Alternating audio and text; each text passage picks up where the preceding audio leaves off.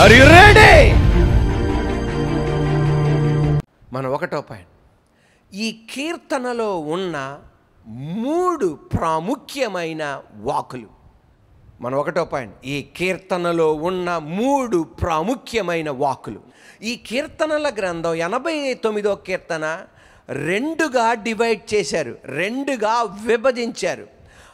అదేంటంటే, ఒకటో భాగం ఫేత్ఫుల్నెస్, రెండో భాగం అష్యూరెన్స్. ఫేత్ఫుల్నెస్ నమ్మకతనం, విశ్వాస్యత. అష్యూరెన్స్ అభయం, హామీ. ఈ 2 విభాగములో మొదటి విభాగం ఏంటి తెలుసా? నువ్వు నమ్మదగిన వాడువయ్యా, ఎంతకాలం మాకు సాయం చేసావయ్యా. తర్వాత ఏంటంటే అష్యూరెన్స్, అంటే హామీ ఇస్తున్నాడు, అభయం ఇస్తున్నాడు. మీకు ఎవరో 25,000 రూపాయలు ఇవ్వాలి, 2 నెలల నుండి ఇవ్వట్లా. ఒక పెద్ద మనిషి వచ్చి నేను చూసుకుంటాగా, నేను ఇప్పిస్తాగా. ఏంటిది? అష్యూరెన్స్, హామీ, అభయం. దేవాది దేవుడు ఏం చేస్తున్నాడో తెలుసా? ఇప్పటి వరకు నేను మిమ్మల్ని నడిపించా, మళ్ళా నేను అష్యూరెన్స్ మీకు ఇస్తానా, మీకు అభయం ఇస్తానా, మీకు హామీ ఇస్తానా. నేను మిమ్మల్ని నడిపిస్తా, నేను మిమ్మల్ని పోషిస్తా, నేను మిమ్మల్ని తీసుకెళ్తా. హల్లెలూయా. నేను మీరు ఆశించిన రేవునకు మిమ్మల్ని నడిపిస్తా, గమ్యానికి నడిపిస్తా. ఏం చేస్తున్నాడు? అష్యూరెన్స్. దేవుని చేత శక్తివంతంగా వాడబడిన దైవజనులు హడ్సన్ టైలర్, చైనాలో గొప్ప పరిచర్య చేసిన గొప్ప భక్తుడు హడ్సన్ టైలర్. హడ్సన్ టైలర్ గారి ఇంటికి వెళ్తే ఒక పెద్ద బోర్డు కనబడిద్దంట. ఆ పెద్ద బోర్డులో 2 వాక్యాలు కనబడిద్ది. ఒకటేంటి తెలుసా? ఎబినేజర్. రెండో వాక్యం యెహోవా ఇరే. హడ్సన్ టైలర్ గారితో అడిగారంట, ఏంటి సార్ ఇలా 2 వాక్యాలు పెట్టారు? ఎబినేజర్, యెహోవా ఇరే అంటే. అవును, ఎబినేజర్ ఇంతవరకు నాకు సాయం చేశాడు, నిన్నటి వరకు నాకు సాయం చేశాడు, ఈ నిమిషానికి ముందల వరకు నాకు సాయం చేశాడు. తర్వాత అష్యూరెన్స్, నాకు హామీ ఇస్తున్నాడు, యెహోవా ఇరే. అబ్రహాముకి అర్థం కాల పొట్టేలు ఎక్కడి నుండి వస్తుందో, కుమారుడు అడిగిన ప్రశ్నకు జవాబు ఎలా ఇవ్వాలి అర్థం కాల. యెహోవా ఇరే, యెహోవా చూసుకుంటాడు. అదే తండ్రి తన కుమారుడికి ఇచ్చిన హామీ. ఈ రోజున హడ్సన్ టైలర్ చెప్పేది, దేవుడు నాకు ఇచ్చిన హామీ. ఇస్సాకు ఎలాగైతే అబ్రహాంతో అడిగాడు, డాడీ కట్టెలున్నాయి, నిప్పుంది, కత్తుంది, గొర్రె పిల్ల ఎక్కడా? యెహోవా ఇరే, జెహోవా జైరా, యెహోవా ఇరే. తండ్రి ఎలాగైతే కుమారుడికి జవాబిచ్చాడో యెహోవా చూసుకుంటాడని, నేను యేసయ్యని అడగగానే యేసయ్య చెప్పింది, నేను చూసుకుంటా, నేను తగిన సమయంలో నీకు సాయం చేస్తా. అష్యూరెన్స్. అందుకే నేను ఈ గొప్ప పరిచర్య చేయగలుగుతున్నాను అన్నాడు. ఈరోజు మన జీవితంలో కూడా ఇదే మనం చెప్దాం.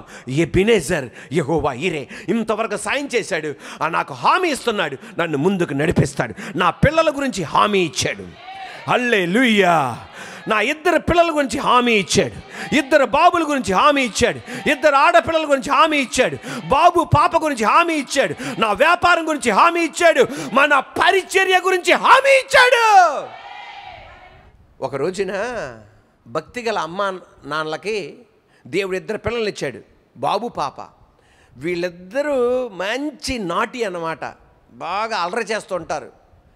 కానీ అమ్మా నాన్నగారు అంత భక్తిగానే పెంచుతున్నారు, అలాగే ఉంటారు. కానీ వీళ్ళకి అల్లరి మాత్రం తగ్గదు వీళ్ళిద్దరిదే. ఒకరోజు అన్నయ్య అన్నాడు చెల్లితో, గ్లాస్ మంచినీళ్ళు తీసుకురా అనగానే చెల్లి అందే, నేనెందుకు తీసుకురావాలి, నేను తీసుకురాను. వెంటనే అన్నయ్య అన్నాడే, ఏమైంది తీసుకొస్తే, నువ్వు నాకన్నా చిన్నదానివి, నువ్వు తీసుకురావాలంటే. అమ్మా నాన్న అంటున్నారు, వీళ్ళిద్దరు మాటలు అసలు ఏం జరిగిద్దా అని. వెంటనే అన్నయ్య అన్నాడు, నువ్వు చిన్నదానివి, నా మాట వినాలి.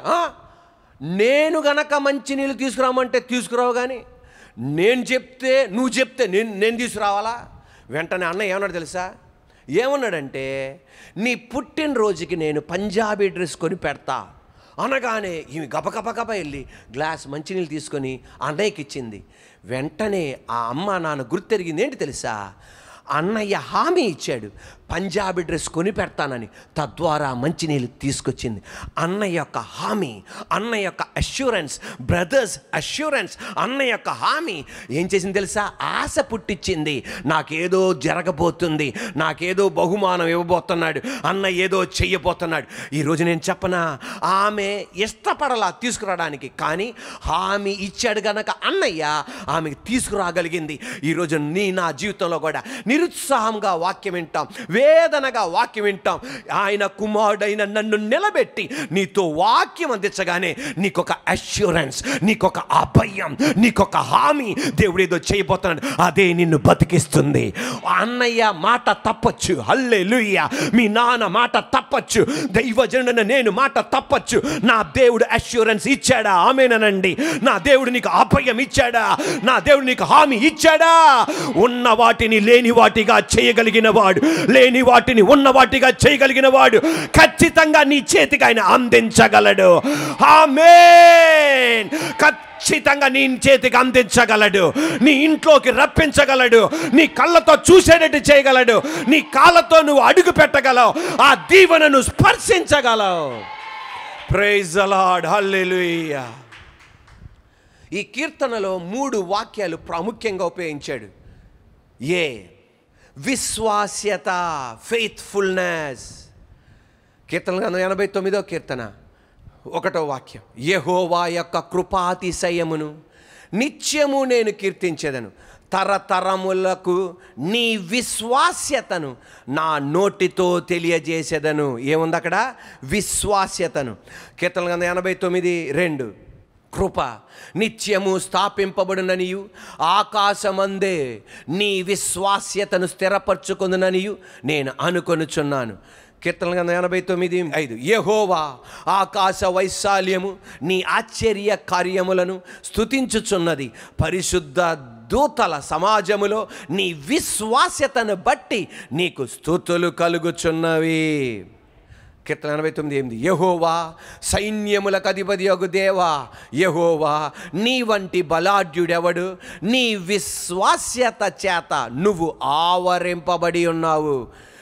కీర్తనలు 89:24, నా విశ్వాస్యతయు నా కృపయు అతనికి తోడయుండును, నా నామమును బట్టి అతన్ని కొమ్ము హెచ్చింపబడును. Praise the lord.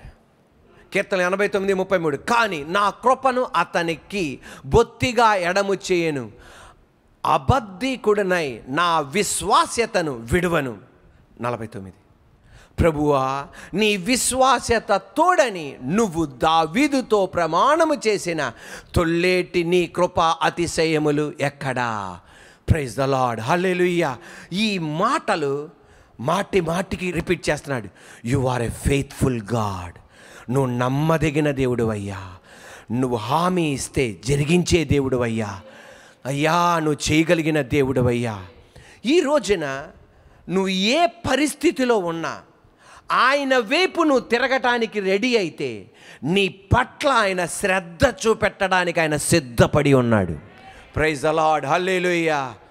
రూత్ తన మామయ్య గారు మరణించారు, ఆమె యొక్క భర్త గారు మరణించారు, తోటి కోడల యొక్క భర్త గారు మరణించారు. ఇప్పుడు 2 విధవరాండ్లు, నయోమి వృద్ధురాలు, ఈమె మధ్య వయస్కురాలు.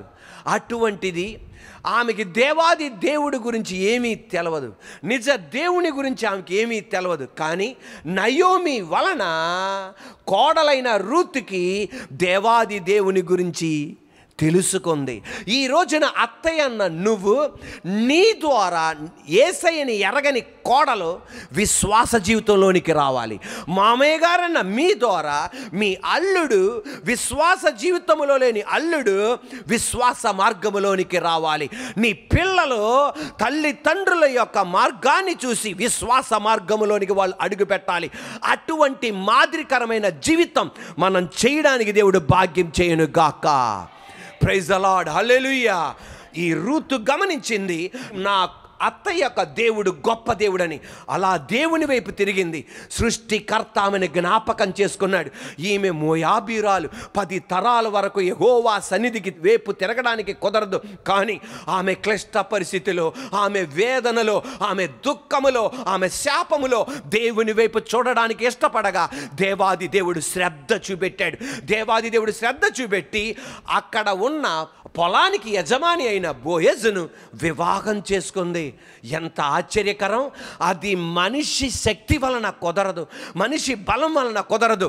దేవాది దేవుడు జోక్యం చేసుకొని దేవుడు కార్యం చేశాడు. ఆ ఉన్నతమైన బోయజును వివాహం చేసుకోవడానికి దేవాది దేవుడు మార్గాలు తెరవగలిగాడు. అయ్యా, ఈ రోజున ఆయన నమ్మదగిన దేవుడు. నీ పరిస్థితి మొత్తం తారుమారై ఉండొచ్చు, ఆయన వైపు చూడు. దేవాది దేవుడు నీ కొరకు కూడా సృష్టికర్త ఒక బోయజును సిద్ధపరుస్తాడు. నీ పరిస్థితిని మార్చడానికి, నీ స్థితిని మార్చడానికి, నీ ఇంటిలో ఉన్న పరిస్థితిని మార్చడానికి నా దేవుడు ఒక బోయజును ఆయన సిద్ధపరుస్తాడు. ఈమె చేసిన అద్భుతమైన సంఘటన మన రూతు గ్రంథంలో మనం చదువుతుంటే మనకు అర్థమయ్యేది ఏంటంటే, ఆమె పరిగెలు ఏరడానికి వెళ్ళింది.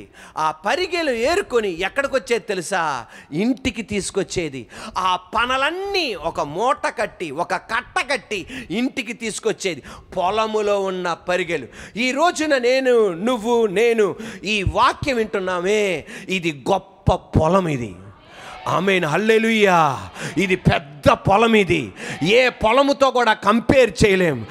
ఎలాగైతే రూతు పరిగెలు ఏరుకొని ఇంటికి తీసుకెళ్ళిందో, ప్రతి వాక్యాన్ని నువ్వు కూడా పనల వలె కట్టుకొని ఇంటికి తీసుకెళ్ళు. ఆమె పరిగెలు తీసుకొని వెళ్ళింది, ఆ యజమానురాలికి భార్యగా మారింది. నువ్వు నేను యేసయ్య అన్న గొప్ప యజమాని, గొప్ప ప్రభువులకు ప్రభువు, చక్రవర్తి. ఆయన పొలం ఇది. దీంట్లో ఎన్నో వాగ్దానాలు ఉన్నాయి, ఎన్నో పరిగెలున్నాయి. దాన్ని పట్టుకో. ఆయన అభయం ఇస్తున్నాడు. ఖచ్చితంగా నేను నీ కొరకు చేసి చూపెడతా, ఖచ్చితంగా నేను నెరవేరుస్తా. Praise the lord, hallelujah.